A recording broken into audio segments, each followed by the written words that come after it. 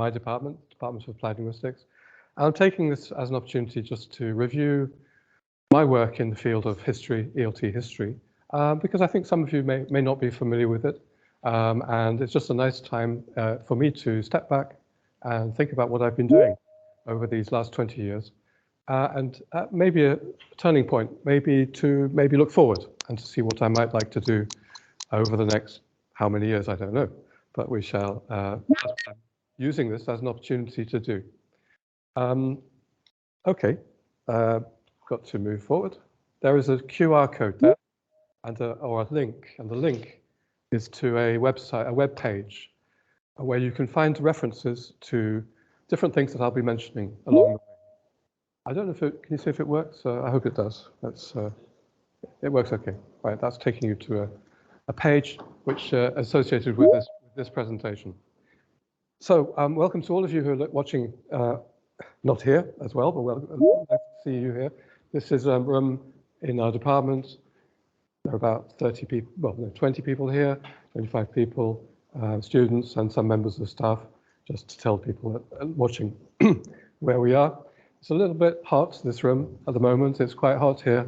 Actually, I've been teaching in this room for 20 years, and we used to call this the sauna, because it looked much more like a sauna. It feels like a sauna today. Anyway, this is my plan. I'm going to look back and think of the last 20 years as a kind of foundation. And this now is a kind of turning point in my work, and my work with others here and out there in the field of history of English language teaching. So what to build from here will be the second part of the presentation. The first part, looking back, reviewing what's been going on. Okay, why doesn't it move forward? Oh, there we are. Okay. So, foundations, first part. I want to start, just maybe actually start with, I'm going to talk about my personal motivations, why I got interested in history. So one of my purposes today is to stimulate interest in this field, which I find a very interesting field. But I know that others don't necessarily find history an exciting topic. And one purpose today is to stimulate some interest among people, others who maybe are not so interested at the moment. So I could take a poll, couldn't I now, asking how interested are you? But instead I'd just like to, and at the end we can compare. I'd just like to ask you though, invite you to think about this question. If you want to write in the chat, if you're watching online, you could. When we think about the language teaching past, I'm assuming we are, many of us, most of us, involved with language education. When you think about the past, if you think about the past at all, what do you associate with the past compared with now? Any words come to your mind? Any images? Any little stories, little sort of conceptions of before? Oh, you feel we've moved forward from CLT. Okay, well, that's a very interesting question because we are looking at that together with Jason here. Have we moved on from community language teaching? Have we packaged it up and put it into the dustbin of history so we move over in a bright new world? Is that the case or not? That's something we are actually going to be looking at. Anyone else like to? Foundation. Yes? Foundation. A foundation. So is that a positive sense for you, positive image? A foundation for work. Well, this is how I see history. Any other? I suppose I'll share with you what I thought of when I began my teaching out in Japan. I was teaching English well. I taught in France for 1 year, then went to Japan to teach in high schools. And I think I'd just been introduced to communicative language teaching. And I was very excited by that because it was like I had never experienced before. I'd been learning French with a lot of translation, not much speaking French, a lot of written French. And in this, I was introduced to communicative language teaching, and there was pair work. We were asked to talk to each other in pairs, communicate in pairs. Just only that little thing just seemed to me a revelation. Wow, you can get people talking in the classroom. I was quite excited by communicative language teaching. But my conception of the past, not just my past, but the past in general, was at that time, kind of old-fashioned. And now we know how to teach.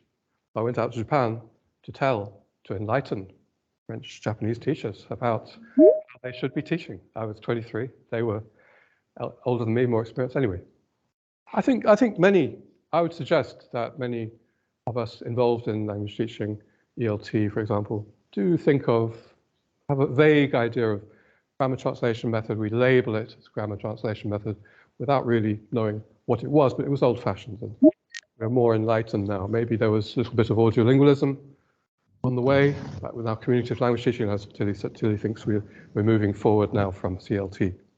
Grammar translation, audiolingualism, CLT, that's what I think many people think of as the language teaching past, without much more knowledge. And I certainly didn't have much more knowledge than that.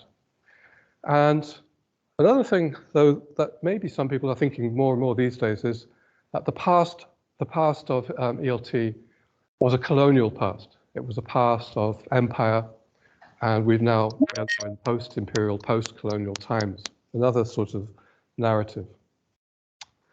How have you acquired these words, images, conceptions, or ideas? There's not much teaching about history in most teacher preparation programs, but we do acquire images and conceptions of the past somehow from the discourse. You could answer this for yourselves. And just a question to think about as you listen or not listen to what I'm saying. How do you feel these images influence or color your current thinking or practice? Do they influence these conceptions of the past? Do they influence in some way how we think of language teaching? I think they probably do, but let's touch on that more. Now, I went to Japan and I taught in Japan and in high schools, and then I was teaching at a university in Tokyo. And I was quite interested in getting involved in teacher training, teacher education. The professor there, Professor Wakabayashi, who's was very well known in Japan at that time. I went to see him and he suggested to me, I asked him, could I be maybe involved in teacher education for Japanese students who are going to become teachers? He suggested to me, I've blogged about this. This is one of the links on the webpage. He suggested to me, well, you native speaker teachers don't really know anything about your history. Quite shocking for me to hear this. He was quite well known for being direct, and he was direct to me. And I thought, So he said, for example, what do you know about Harold Palmer? Harold E. Palmer on the right. I had to confess, I didn't know anything about Harold Palmer. Why does he know about Harold Palmer? Why don't I know about Harold Palmer? It's like a lack of historical knowledge in my training. But I felt, I could see that there was a historical sense in that university anyway, relating to the past of English language teaching. So I decided I would try and find out more, because I was very interested in those at that time, in trying to make my teaching and my training appropriate to the needs of the local context, and not to impose communicative language teaching necessarily, but to find out more about the context. So part of finding out about the context was to find out more about this Harold Palmer. He was in Japan for 13 years himself, from 1923 till 1936. He was there simply as a theoretician, invited by the Japanese government to, at that time, they wanted a reform of their English teaching in secondary schools. He came in with ideas of oral teaching, but he quite rapidly, changed his ideas to match better the context in Japan of schools, which are very much focused on textbooks and reading. And I saw that in 1995, the selected writings of Harold Palmer were reissued in Japan by a publisher in Tokyo. These are the selected writings of Harold Palmer, 10 volumes. I have them in my office. And I was amazed. 10 volumes? What's he done? And I started to look at these. And I realized there was a massive amount of work that was done by Palmer and by Japanese teachers together in something called the Institute for Research in English Teaching. I learned that was the only place in the world before World War II where there was such a serious intention to research English teaching. Now we have many universities, many centers, including this university, around the world with serious research, applied linguistic research. At that time, there wasn't anything until Michigan in the United States. In Britain, the School of Applied Linguistics in Edinburgh, 1957. Some research going on at the Institute of Education in London. So things like MAT, so this is all post-World War II. So I was amazed. And on the ones on the left are bulletins of this institute I also have in my office, in case you want to look at them.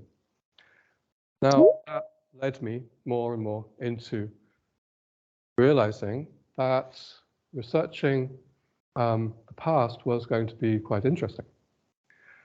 And just for itself, to find out about this person, Harold Palmer, who was doing, I was also trying to do my best in Japan, to work in Japan, to help support teachers, etc.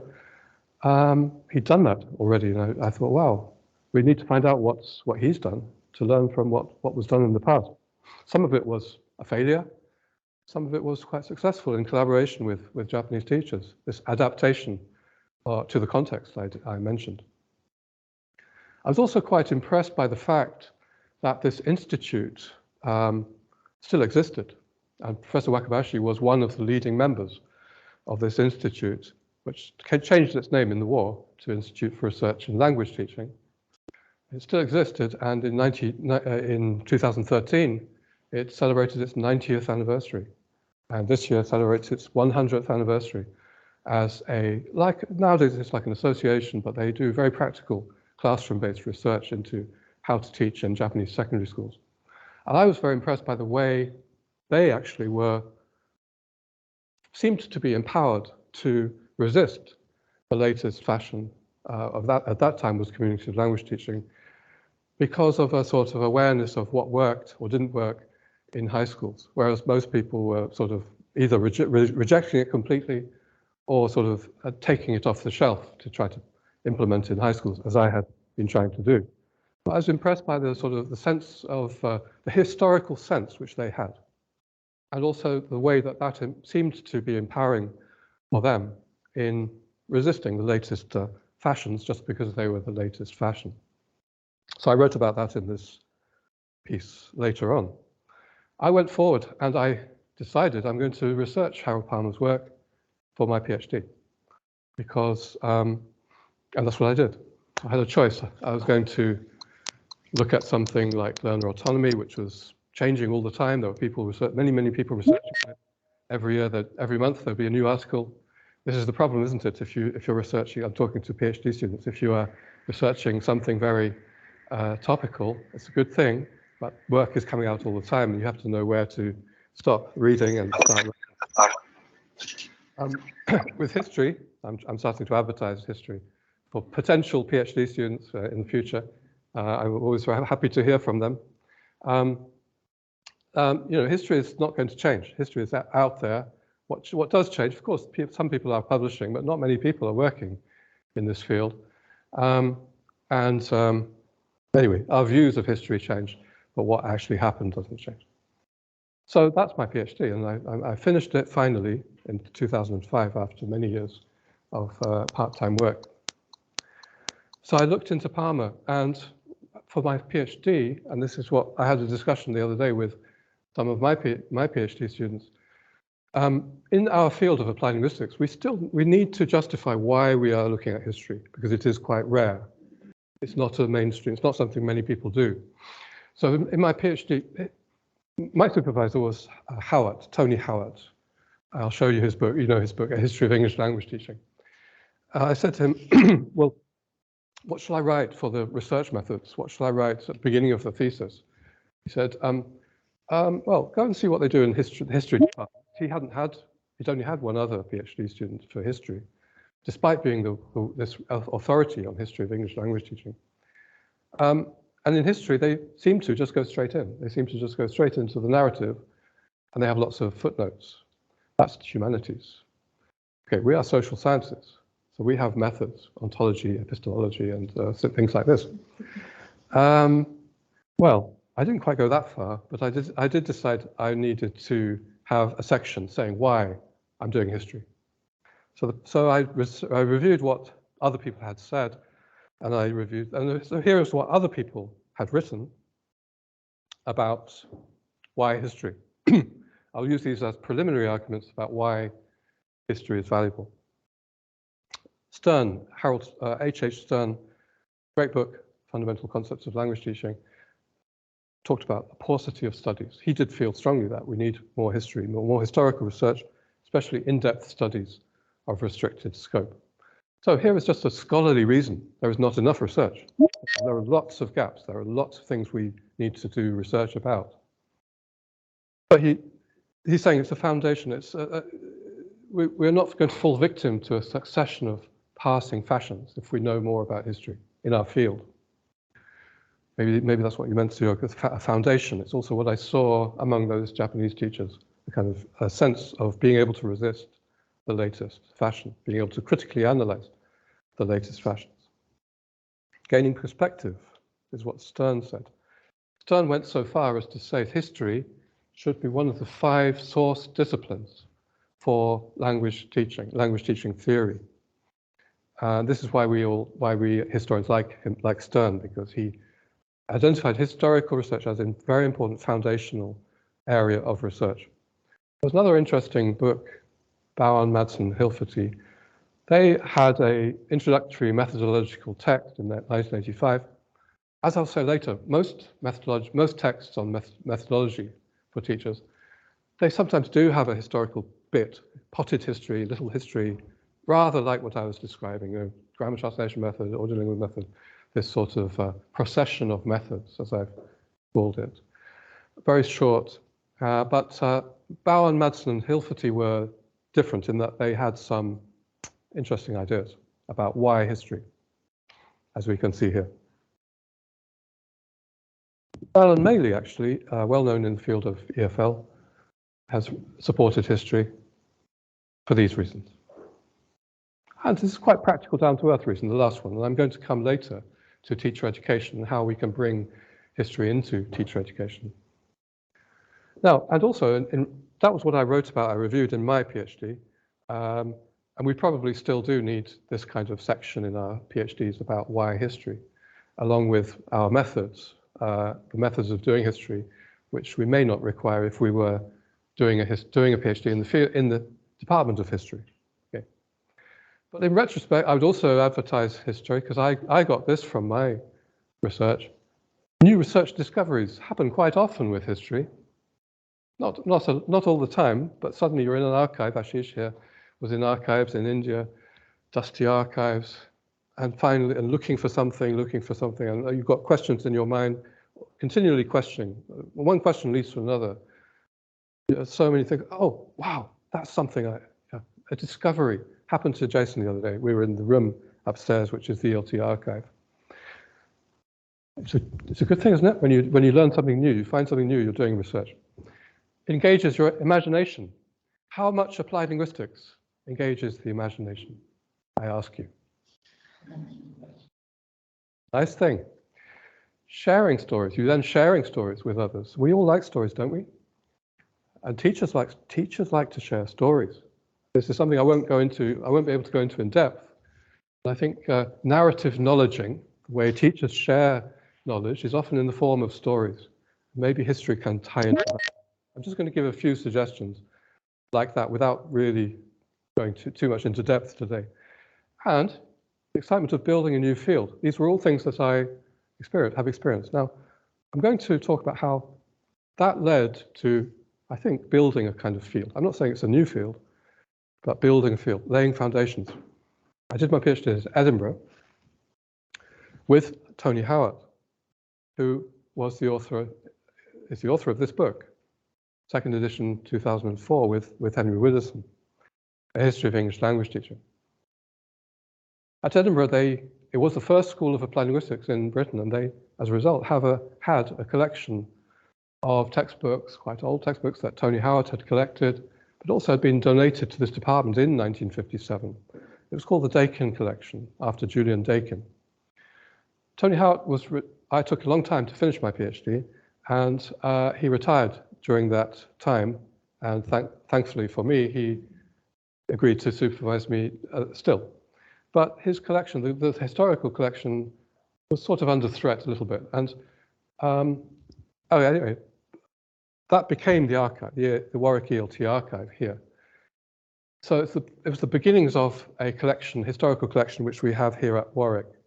I took a van, I got lots of books down from Edinburgh, and they are now here with us upstairs in the resources room, plus many, many donations from different people who've heard about the Warwick ELT archive, which is a collection, unique collection of textbooks, going back to the 1880s, roughly, between 1880 and 1980, textbooks, books about language teaching.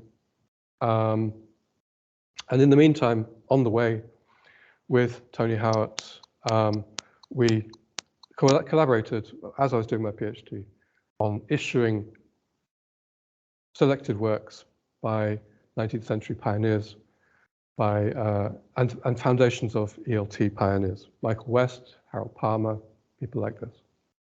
So that's kind of foundational work, I think, that is an achievement that we've done. I could tell you more about the Warwick ELT archive, but I'd invite any of you who are here or who would like to visit to come and visit, and I'll show you what we've got. It's a good resource now for study, for research, because doing historical research means looking at primary sources, doing good research, not just copying what others have said about the past, which does happen a lot, doing your own research, finding out what really happened. I've also, well, my PhD was looking at Harold Palmer's work.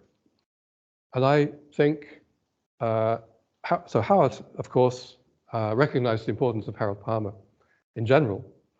But I think that my work succeeded in showing what he had done in Japan specifically, because that was like invisible.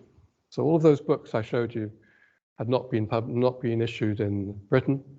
There was a lot that Palmer did in Japan which wasn't really known in Britain. And I think I was able to show that Palmer was a kind of link, strong link, into ELT as the roots of what became ELT after World War II, and the dominant methodology in Britain, which was situational language teaching. American sort of audiolingualism, British situational approach is a little bit different. It's not so mechanical. It involves things like showing pictures, actions, objects to convey meaning. It's not communicative, but it is meaningful in a way that audiolingual method wasn't. Palmer was developing that sort of oral approach in Japan, as well as things like readers, better quality graded readers and things like this. And all of Palmer's work in Japan, excuse me, was coming out of his knowledge, his awareness of the 19th century ways of teaching, which we now call direct method. Some of it coming out of the reform movement, late 19th century European reform movement in schools. Some of it coming from more like language school kind of direct method teaching, like we associate with Berlitz. Okay, I'm not going to say anymore because I've written about it. I haven't written enough about it. Basically, what I would say is that Palmer, that work in Japan, mediated then by A.S. Hornby, who also worked in Japan and came back to Britain and was a very important figure in British ELT right after World War II. There's a lot to talk about. I'm not going to talk about it. But I think Palmer, I showed that Palmer there was a kind of tradition going back to European language teaching reform in the end of the 19th century, mediated by Harold Palmer. And just to illustrate that, I don't think I have written enough about this really, but at least we can see that whereas most people in TEFL or ELT feel that there is not any past, really, there is a tradition, a sort of continuity in British ELT. When I'm saying ELT, I'm meaning kind of British ELT. We can illustrate that with the ELT Journal. Here's the ELT Journal, founded in 1946 by A.S. Hornby. Seems like the beginnings of ELT. But actually Hornby edited the bulletin of the Institute for Research in English Teaching in Tokyo from Palmer's departure, 1936, till 1942. And he actually reprinted quite a lot of articles just from the bulletin straight into the first few issues of English language teaching. ELT, the ELT comes from the name of the journal. When we say ELT, it comes from this journal's name. And going back, so Palmer founded the bulletin in Japan in 1923. Going back, his idea, his inspiration was probably from the International Phonetic Association journal, Le Maître Phonétique, which Palmer was a member of, going back to his time in Belgium in the early 1900s. And originally, that journal, bulletin, was a journal for English teachers, French English teachers. Okay, so it's just to illustrate that at least some of ELT methodologies go back all this way to late 19th century work. And Tony and I wrote something which may illustrate some of this. There's an article there for you to look at, if you like. So I hope I showed, or at least in some of my work, I've shown that there is this tradition stretching back for ELT. There are roots of ELT which we don't usually know about. So what, you might ask? Okay, but I'll come to that later. Now, I was very much thinking, I'm on my own here. I'm researching history of ELT. There's not many people interested, but there are people in doing history of language teaching scattered around. And in Europe, I realized there is an academic society in France. It's called CIFLES, Société Internationale pour l'Histoire du Français Langue Étrangère et Seconde, which means International Society for the History of French as a foreign language, as foreign and second language. Nothing like that for English, for ELT. That's been around for at least, I think, 30 years now. And they've got a series of journals, very scholarly, about the history of French language teaching. So I made contacts with them. I made contacts with somebody like Nicola McClelland at the University of Nottingham, who's in the field of German studies. I've since made contact with people like Leticia here, a field of Spanish in Britain. And there are people who are interested in the history of languages like French, Spanish, and English in different parts of the world. So the point here is, how can we bring them together? How can we bring people together to stimulate more interest? And I decided to do that together with teachers of other languages. So with Nicola, we had a project where we brought people together here at Warwick for one workshop, a conference at Nottingham, and we came out with these special issues and a set of books. And we came to think, actually, we're building a field here. We're building a field where there are people working individually, but let's bring them together. And we started to call this field HALT, or History of Language Learning and Teaching. So my energies have been in that direction, building a field which we might call History of Language Learning and Teaching.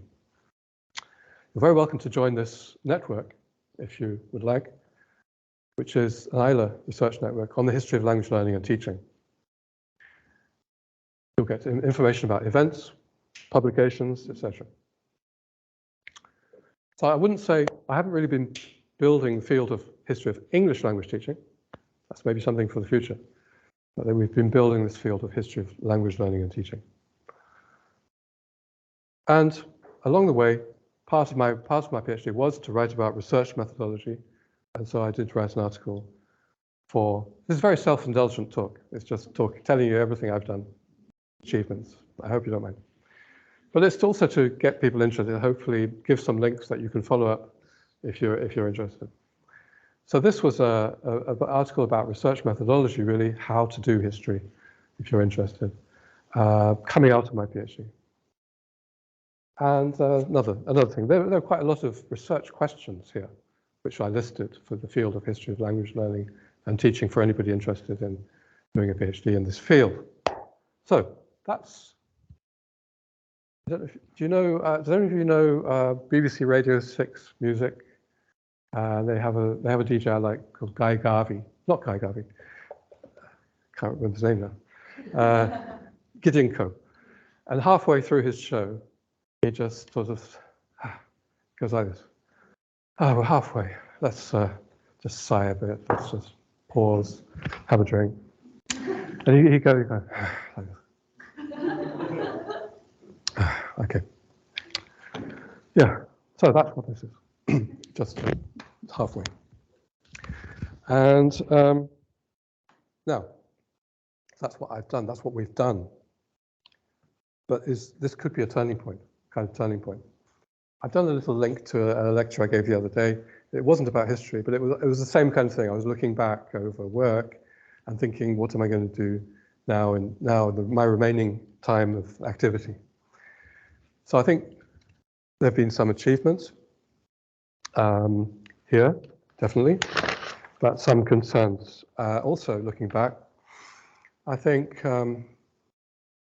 as I said, I've been almost piggybacking on the field of Holt, this wider field of history of language learning and teaching, but maybe not building history of English language teaching, not showing the centrality or the importance of history of English language teaching within applied linguistics, which is the sort of disciplinary area within which we are working here. In France, for example, I think, Tony, I don't know if you agree, didactologie is the sort of, didactologie du français langue étrangère is more the sort of discipline within which the historians are working. Different kind of area. I think we still probably need to build history, the importance, awareness of the history of English language teaching, specifically, and within applied linguistics here. I think in looking at this tradition of history of English language teaching, I've wanted to do that in order to show the limitations of British, UK, ELT. But I feel it sometimes comes across as celebrating British ELT, and that's not my original intention. My intention has been to provincialize UK ELT, which is sort of sold around the world in the form of textbooks, teacher training globally. It's sort of shows itself to be kind of universal in application. I've been wanting to show its roots in particular historical context in order to find its strengths perhaps, but also to highlight its limitations. I don't think I've succeeded enough in doing that really. And I also don't think I've attracted enough, persuaded enough people that doing history, that historical research is valuable. So I think, though, that there are some opportunities and needs looking forward. I'm very happy that we've started here at Warwick to have a group getting together of some PhD students, like Ashish visiting for 1 year from India, Shi Li looking at history of English language education in China, Nick White, who's doing oral history in relation to EFL, and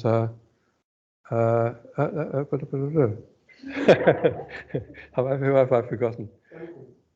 Duncan, yes, I did have a Duncan Hunter, now at Hull, worked as my PhD student, but I now have like three PhD students, colleagues like Jason and Tony also getting interested in the history of language education. So we have a group that was meeting. We never had that before. So this is definitely an opportunity for further work. And everything I'm going to say now is sort of talking to that group and to others who might be interested, because Siog here and Faisal have also been coming along, also Yi and potentially others. So everything I say now, second part, is suggestions. Oh, and Ivy, of course, suggestions for where we might go from here. Where we might. She was looking at me rather angrily. So what to build from here? And these are simply suggestions for us to discuss further, sketching out a design for a possible building. but not really in depth yet. So how much time have I got? Oh, not very long. I think it would be good to build history of English language teaching in its own right, as well as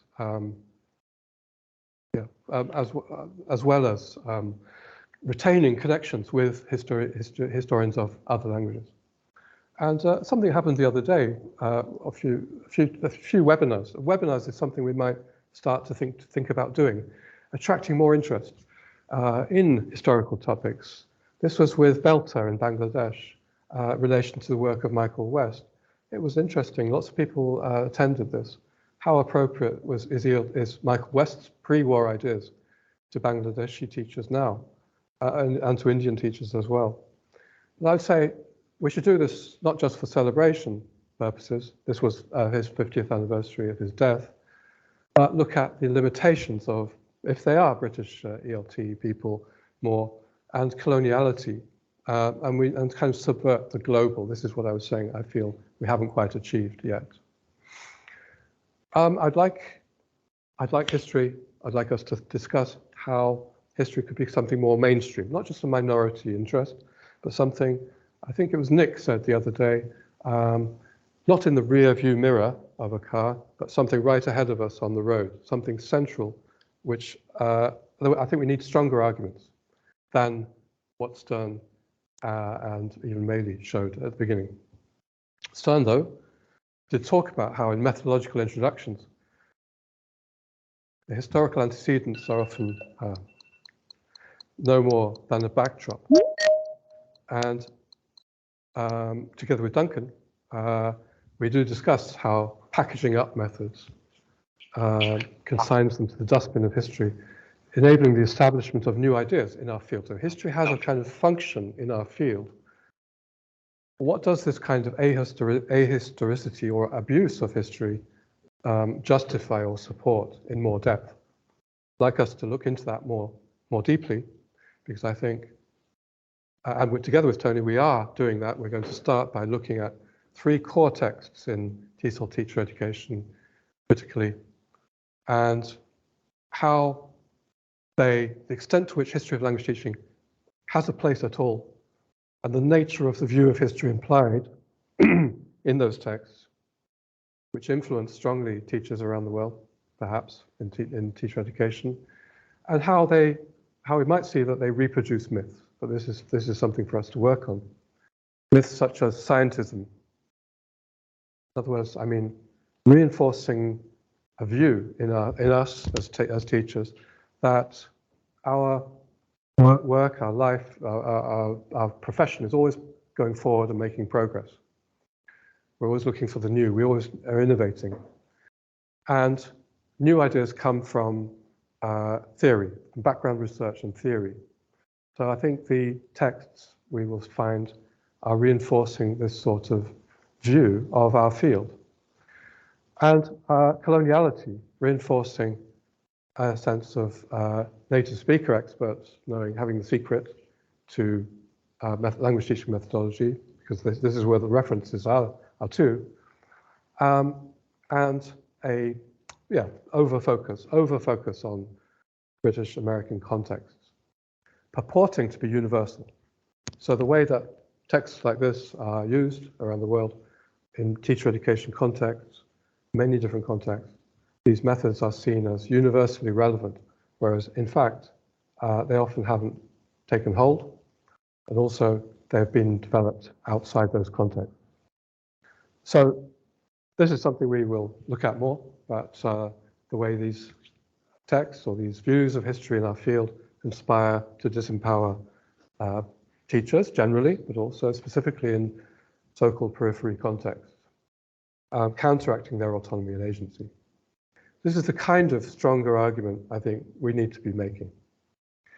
And then how could we then counter that by putting history more centrally in applied linguistics, at the heart of ELT and applied linguistics? I started doing that with a speech or talk at this seminar in India. I just remembered that, and I just remembered that this was the kind of question I was posing to the audience. How can English, very important question in our field generally, how can appropriate methodology be developed? And to what extent can history help in that very, very important need, I think, in our field to decenter, to decolonize? And these are questions rather than answers, because this is looking forward to what we might be exploring further. What grand narratives of scientism or coloniality might we find being countered by history? We might hope to find stories of good practices in the past, which have been handed down from teacher to teacher, if you like, traditions, local traditions, which we can then critique, we can look at, we can investigate, not just dismiss as grammar translation method. Because we've seen the persistence of such teaching. Well, let's look at it more carefully and where it came from. We might find stories of teachers innovating appropriately in context, which would be interesting and useful to share. Stories of reform failing, and stories of even teachers resisting inappropriate reform, as in the case of IRLT in Japan. Something else I think it would be good to focus attention on to a bit more than I have done, or we have done, is building a history specifically of applied linguistics. And so I've done a little bit of work in this area, but there could be much more work done in this area. When I say history of applied linguistics, I view that as history of theory-practice relationships, not just looking at applied linguistics when it's being called applied linguistics, but applied linguistics avant la lettre. Before 1948, I think it was the first mention of applied linguistics in Charles Free's language learning journal. But prior to World War II, going back to the Reform movement even, going back to Palmer's work, different views of theory-practice relationship. And I actually wrote about that in relation to Palmer, his alternative kind of view of theory and practice, much closer idea of research being close to practice. And also we should look at the history of developments in France, developments in Germany, where something like we have applied linguistics here as a kind of matrix of thinking, but it's interesting to look at other ways in which practice is related to theory. Don't worry, I'm coming to the end. Just a few more. Just ideas, suggestions. Engaging grounded histories, focusing much, not only on the abstract ideas, the methods, but on practices and contexts. Suggestion for historical work. There are histories, there are so many histories once you get away from the dominant methodologies or ideas. Histories of teachers in different contexts, histories of how ideas were developed out of different contexts, how ideas were implemented into different contexts. So many different topics. And we've started to do that with colleagues in Germany, Sabine Doff, Tim Giesler here, and looking at, for example, innovation. This book's coming out next month, a collection of articles about innovation in different contexts, successful, not successful, what can we learn from these different cases? I know in the title it says whose histories, and that's a very important question. I think so far we've looked at history of language teaching in terms of theorists, really. The grand canon of people, even on our website, it's all these men with beards from the 19th century. And so women in ELT history, as an example, just as an example, her story, not just history. And as soon as we start to try to find information, people may say, well, there's no sources. They haven't written books on methodology. Okay, well, why should we just be looking at theoretical treatises? Let's look at how women have been teachers in the past, governesses, 19th century, women, contributions of women. Once you start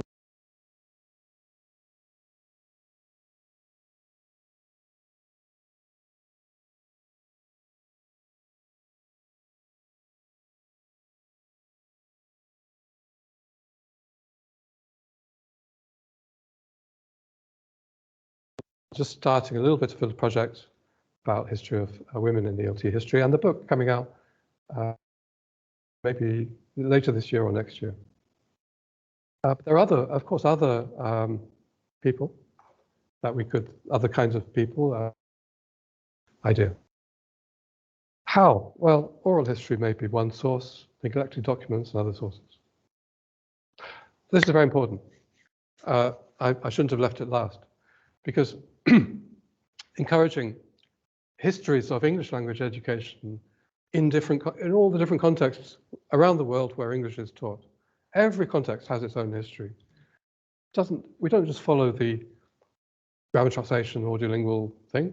That's one view of history, and it's a very theoretical, very ethnocentric view, American-centric actually, view of the past.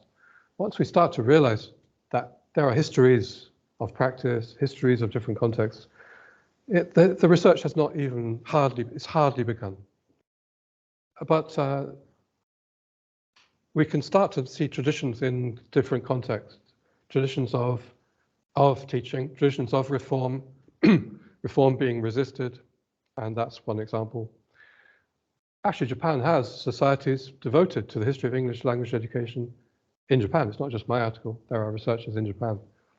We can build, so Friederike Klippel, for example, very important in Germany, with her own PhD students and this book, and others in Germany. India, it's very exciting what's happening just recently.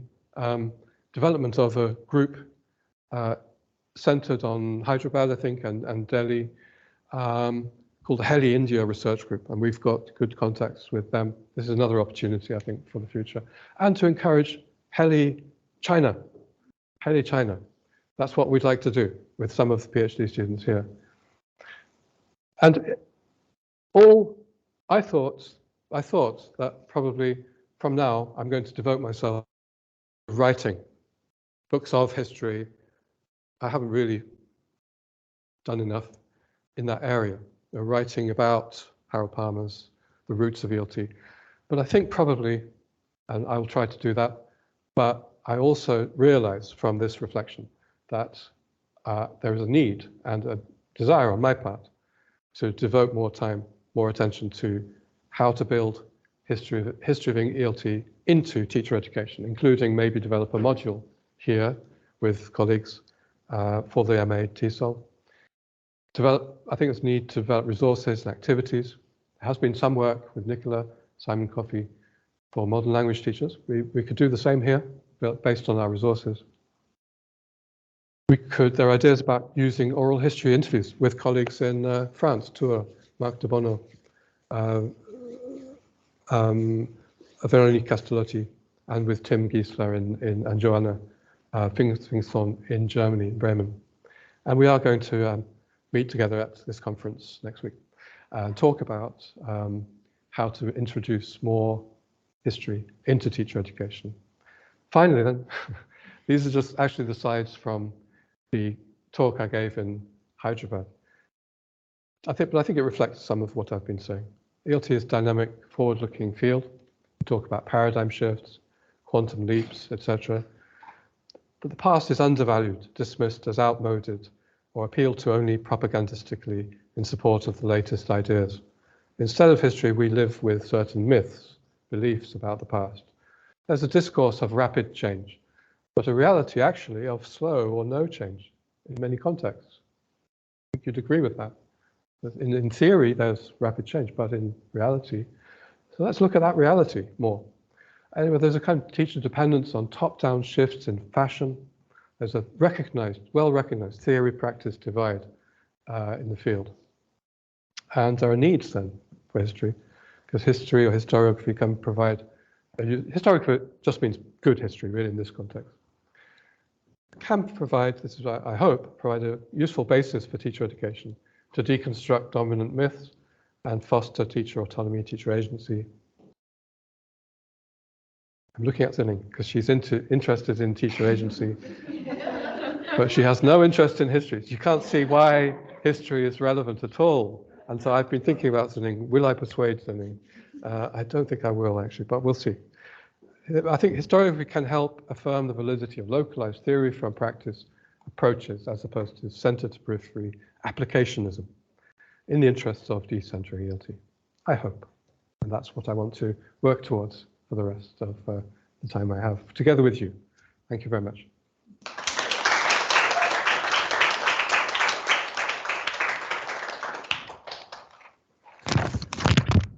Did I persuade you?